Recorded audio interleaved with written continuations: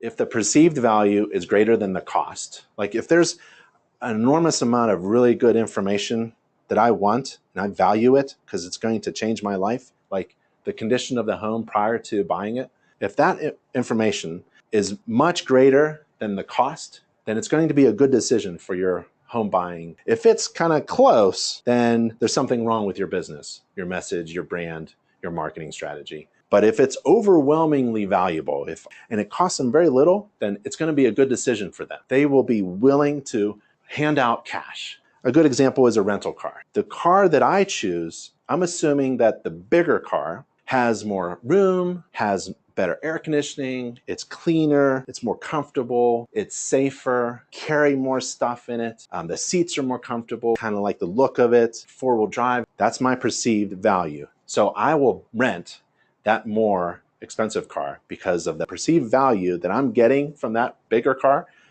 is worth the money. Another one is watches. There's 100 watches. They all look really beautiful. Well, the cost of making any of them is about the same. It costs a certain amount of money to make any watch. So that's the truth. But some of these watches are for $1,000 and some of them are for $10. The difference is the perceived value of that watch. Those are pretty good examples about what you need to think about. You have to overwhelm your potential clients with the value of hiring you so that the cost of hiring you is minimal in comparison. This is my home inspection report. This is what I used to do.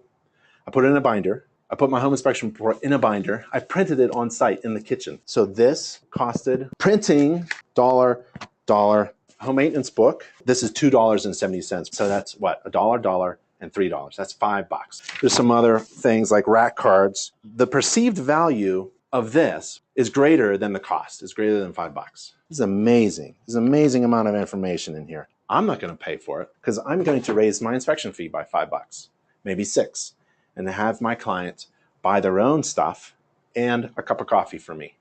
Here's a field guide for home inspectors. I say, well, did it look like this? Did it look like this? Was the damage like this? The cost of this is $50 or $40. But the value, hiring an inspector who uses a field guide, is priceless. The cost of getting a customized home maintenance book, $2.70. The perceived value of this customized home maintenance book is much greater than the cost. And if that's true, then it's a good decision. Keep that in mind. Because your home